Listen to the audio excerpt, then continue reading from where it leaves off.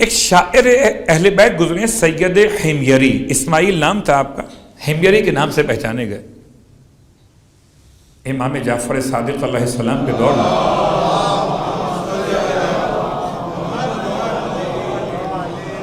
امام کے چاہنے والوں میں شامل، امام کے چاہنے والوں میں شامل، اور آپ کا خاص ٹاپک ہوتا تھا کہ امام کے مخالفین ناصبین کے بارے میں اشعار کہے جائیں۔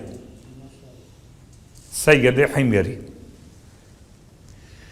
اس حد تک امام کے قریب تھے کہ امام کے مخالفین کا جواب دیا کرتے تھے، امام کے ناصبین کو تنقید کا نشانہ بناتے تھے۔ لیکن ایک مرتبہ کسی محفل میں سید حمیری کے بارے میں جب سوال کیا گیا تو کہتے خود موجود تھے وہاں پر، امام نے فرمایا وہ تو کافر ہے۔ امام کے شان میں اشعار کہنے والا، امام کے مخالفین کے بارے میں توبیخ اور تنبیہ کرنے والا، اور امام فرماتے کافر ہے۔ بہت غور کیجئے گا، ہم عجیب منزل پر آ گئے۔ کسی کے اشعار سن کر اس کے ایمان کا فیصلہ نہیں ہوگا، کسی کے اشعار سن کر ایمان کا فیصلہ نہیں ہوگا۔ کیوں؟ اس لیے کہ سید حمیری ان کا عقیدہ تھا عقیدہ امامت محمد حنفیہ۔ کیا عقیدہ تھا؟ محمد حنفیہ کو امام مانتے تھے۔ محمد حنفیہ کے انتقال کے بعد، انتقال ہو چکا تھا، چھٹے امام کی بات کر رہا ہوں، ان کے دور کی، تو محمد حنفیہ کے انتقال کے بعد وہ سمجھتے تھے سید حمیری کہ محمد حنفیہ پردے غیب میں چلے گئے ہیں، اللہ نے ان کو اٹھا لیا، دوبارہ بھیجے گا۔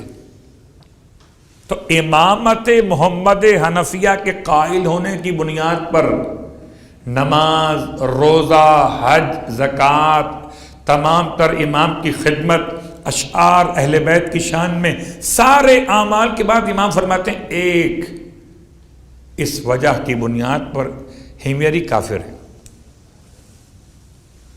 اسی بارگاہ سے میں نے حدیث پیش کی تھی ایام عزا میں، غالباً پچھلے کسی سال کے اندر، من انکر المہدی فقط کفر، کہ جو مہدی کا انکار کرے وہ کافر ہے۔ اور امام عسکری علیہ السلام ارشاد فرماتے ہیں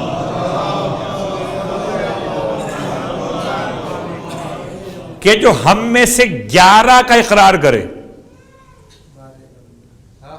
ہم میں سے 11 کا اقرار کرے اور 12ویں کا انکار کر دے، اور بالکل ایسے جیسے سارے انبیاء کا اقرار کرتا ہو، مصطفیٰ کا انکار کر دے،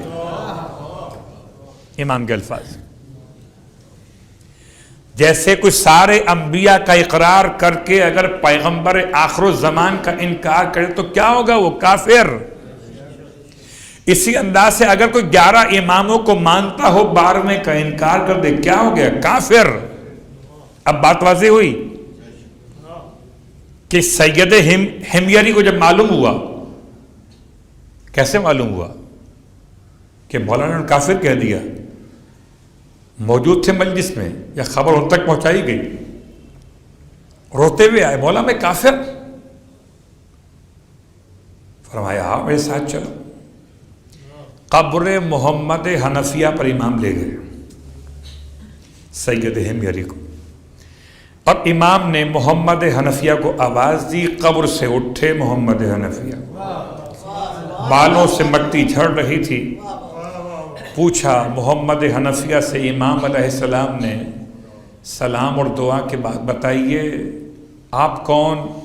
کہا میں محمد۔ کس کے بیٹے؟ کہا علی ابن ابی طالب علیہ السلام کا۔ بتائیے میں کون ہوں؟